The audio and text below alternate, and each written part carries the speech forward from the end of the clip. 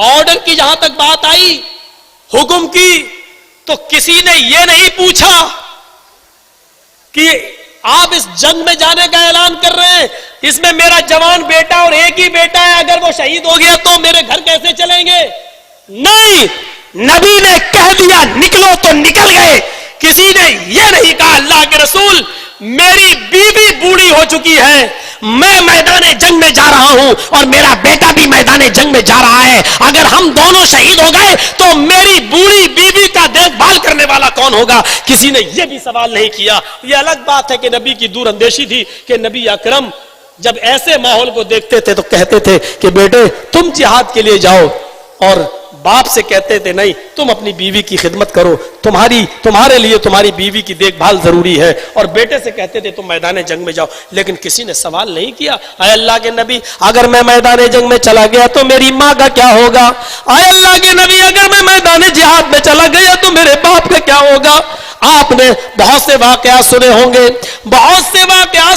گے، حضرت ابو بکر صدیق کا واقعہ سنا ہوگا، ان کے بیٹے عبد الرحمن کا واقعہ سنا ہوگا. غزوہ بدر کے اندر بیٹا ابو جہل کا ساتھ دے رہا ہے، کافروں کا ساتھ دے رہا ہے، اور ابو بکر صدیق محمد رسول اللہ کا ساتھ دے رہے ہیں. لیکن میدان جنگ میں بار بار باپ یعنی ابو بکر اپنے بیٹے کی تلوار کے نیچے چلے آ رہے ہیں، اور بیٹا دیکھتا ہے بڑھو میری تلوار کے نیچے بار بار کیوں آ رہا ہے؟ ہٹو. بیٹا دیکھا باپ ہٹو میری تلوار کے نیچے مرو گے، پھر کہو گے بیٹے نے مار، جلدی ہٹو. کئی مرتبہ باپ انہی کی تلوار کے نیچے آئے، اور بیٹے نے تلوار اٹھائی، دیکھا یہ باپ بھگا دیا، ہٹو. کہاں میں بیٹا باپ آمنے سامنے. لیکن ایک دن جب اسلام لے آیا بیٹا، کھانے پہ بیٹھے ہیں، ادھر ماں بیٹھی، ادھر بیٹا، ادھر باپ، ادھر ابو بکر ہے، ادھر ابو بکر کی بیوی، ادھر بیٹا، اور بیٹے نے چھیڑ دیا امی خیر مناؤ بچ گئے میرے ہاتھ سے. کہا کیا ہوا بیٹا؟ کہا میدان جنگ میں، جنگ بدر میں بار بار میری تلوار کے نیچے آ رہے تھے، اور میں دیکھتا تھا یہ باپ ہے چھوڑ دیتا تھا ان کو، چل جاتی تلوار. تو تجربے کار باپ تھا. کیا جواب دیا باپ نے؟ بیٹے اپنی ماں کو جھوٹی تسلی دے دو، بار بار میری تلوار کے نیچے آئے اور میں نے باپ سمجھ کے چھوڑ دیا. لیکن تجربہ بیان کرو اور غور کر کے بتاؤ کہ بار بار میں تمہاری ہی تلوار کے نیچے کیوں آ رہا تھا اور کسی کی تلوار کے نیچے کیوں نہیں آ رہا تھا؟ بار بار میں تیری تلوار کے نیچے کیوں آ رہا تھا؟ کسی اور کی بھی تلوار کے نیچے آ سکتا تھا. اب بیٹا کہتا ہاں ابو یہ تو سمجھ میں نہیں آ رہا، کیا راز تھا اس میں؟ اب باپ نے راز بتایا. کیا؟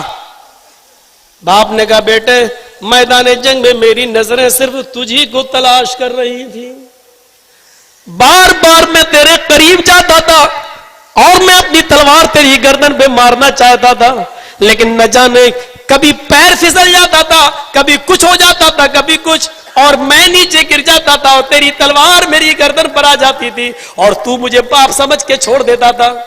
بیٹے تو نے تو مجھے دیکھا میں تیرا باپ ہوں، تو نے چھوڑ دیا. رب کعبہ کی قسم، قسم میں اس ذات کی جس کے قبضے میں میری جان ہے، اگر تو میری تلوار کے نیچے آ گیا ہوتا تو میں تیری گردن اڑا دیتا. میں یہ نہیں دیکھتا کہ کٹنے والی گردن میرے بیٹے کی ہے، میں یہ سوچ کر تیری گردن کاٹ دیتا کہ اس جنگ میں تو ابو جہل کا ساتھ دے رہا ہے، یہ میرے محمد رسول اللہ کے دشمن کی گردن ہے جس کو کاٹ کر میں نے تن سے جدا کر دیا. بیٹے میں تجھے محمد کا سب سے بڑا دشمن سمجھ رہا تھا، اور اسی لیے میدان جنگ میں تجھے بار بار مارنے جا رہا تھا، لیکن میرے ہاتھ سے تیری موت لکھی ہوئی نہیں تھی، میں تجھے مارنا چاہتا تھا. میرے بھائیوں ذرا غور کرو، اتنا بڑا حاکم وقت جس کی حکومت باپ کے دل پہ ایسی چل رہی ہے کہ وہ میدان جنگ میں یہ بھی نہیں دیکھ رہا ہے کہ کون ہے اور میں کس کو مارنے کے لیے جا رہا ہوں. اس کی نظر میں یہ کہ یہ میرے حاکم کی، یہ میرے نبی کی، جناب محمد رسول اللہ کی دشمنی میں آیا، یہ ان کا دشمن ہے، اور میرے ہاتھ سے مارا جائے تو رب اس کا انعام مجھے دے گا، رب اس کا اجر و ثواب مجھے دے گا. اتنا بڑا حاکم اس دنیا میں پیدا ہی نہیں ہوا ہے. میرے بھائیو یہ تھے جناب محمد رسول اللہ جن کی حکومت آج بھی لوگوں کے دلوں کے اوپر چل رہی ہے، اور حاکم ہونے کے باوجود اخلاق دیکھیے، کبھی اس بات کو ظاہر ہی نہیں ہونے دیا کہ میں حاکم ہوں. وہ انس ہیں جنہوں نے 10 سال نبی کی خدمت کی. 10 سال مسلسل 10 سال. اور 10 سال کوئی معمولی مدت ہوتی ہے؟ 10 سال نبی کی خدمت کی. 10 سال. حضرت انس چھوٹے تھے, 10 سال نبی کی خدمت کی, اور 10 سال کے بعد اپنا تجربہ بیان کرتے ہیں. نبی کی صحبت میں رہنے والے حضرت انس بیان کرتے ہیں کہ محمد رسول اللہ کی میں نے 10 سال خدمت کی, لیکن اس 10 سال کی زندگی میں 10 سال نبی کی صحبت میں رہنے کے بعد انہوں نے تجربہ بتایا کہ ان 10 سالوں میں کبھی بھی نبی اکرم صلی اللہ علیہ وسلم نے مجھے ڈانٹا نہیں. بہت سی مرتبہ مجھے بلایا, کئی بار مجھے بلایا اور مجھ سے کہا آئے انس یہ کام کر دینا, کرو گے؟ میں کہہ دیتا تھا ہاں میں کر دوں گا, اور آپ یہ کہہ کر چلے جاتے تھے, پھر میں وہ کام نہیں کر پاتا تھا. شام کو اللہ کے نبی لوٹ کر آتے تھے اور مجھ سے پوچھتے تھے انس تم کو جو کام کرنے کے لیے کہا تم نے کیا یا نہیں؟ میں سوچتا تھا مجھے ڈانٹیں گے, مجھے پھٹکاریں گے. میں جواب دیتا نہیں اے اللہ کے نبی آپ نے جس کام کو کرنے کے لیے کہا وہ میں نے نہیں کیا. میں یہ کہہ کر نبی کی نظروں سے نظریں ملاتا, آنکھوں میں آنکھیں ڈالتا کہ اب میرے اوپر ڈانٹ پڑے گی, پھٹکار پڑے گی, لیکن میں جیسے ہی محمد رسول اللہ کو دیکھتا آپ مسکرا دیتے اور فرما دیتے کوئی بات نہیں انس ٹھیک ہے تم نے نہیں کیا تو میں ہی کر لیتا ہوں. 10 سال کی پوری زندگی میں خادم تھا, میں نبی کا خدمت گزار تھا. 10 سال میں نے نبی کی خدمت کی, کبھی مجھے کسی کام کو کرنے کو کہا اور میں نے نہیں کیا تو آپ نے مجھ سے یہ نہیں کہا آئے انس تم نے یہ کام کیوں نہیں کیا, اور کبھی کسی کام کو نہ کرنے کا حکم دیتے یہ مت کرنا, لیکن میں کر ڈالتا تھا, میں کر دیتا تھا. تو آپ نے 10 سال کی پوری زندگی میں کبھی مجھ سے یہ نہیں کہا اے انس میں یہ کام کو نہ کرنے کے لیے کہا تھا پھر تم نے کیوں کیا, اس کام کو تم نے انجام کیوں دیا, کبھی بھی مجھ سے یہ نہیں کہتے تھے.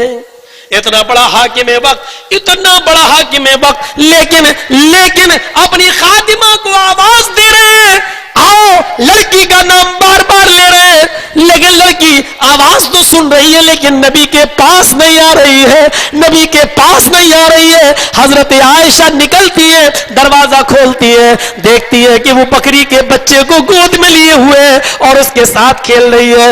اللہ کے نبی سے کہتی ہے اما عائشہ اے اللہ کے نبی دیکھیے بڑی شیطانی کر رہی ہے آپ کی خادمہ, وہ بکری کے بچے کے ساتھ کھیل رہی ہے, آپ کی آواز اس کے پاس پہنچ رہی ہے, لیکن اس کے باوجود وہ آپ کے پاس نہیں آ رہی ہے, آپ کی بات نہیں سن رہی ہے. اللہ کے نبی کو تھوڑا تیش آتا ہے, آنکھیں سرخ ہوتی ہے, غصہ بھی آتا ہے. آپ کمرے سے باہر نکلتے ہیں, دروازہ کھولتے ہیں, اس لڑکی کو اس خادمہ کو آپ اس کی گود میں بکری کا بچہ دیکھتے ہیں, پھر آپ چاہتے ہیں کہ اس نے میری آواز نہیں سنی میں اس کو 2-4 تھپڑ ماروں.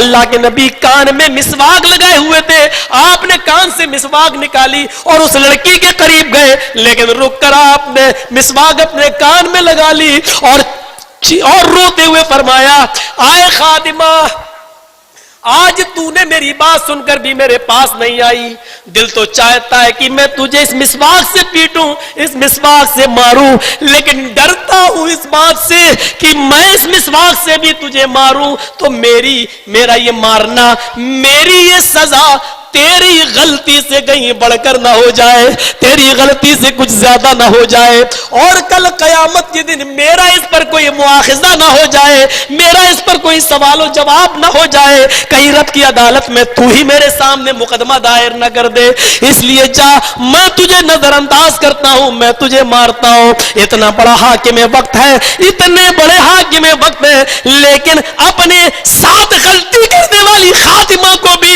ایک چھڑی سے بھی, ایک چھڑی بھی, ایک مسواک بھی مارنے کی جرات نہیں کر رہے ہیں, یہ سوچ کر کہ میری مار کہیں اس کی غلطی سے بڑھ کر نہ ہو جائے, کہیں اس کی غلطی سے زیادہ نہ ہو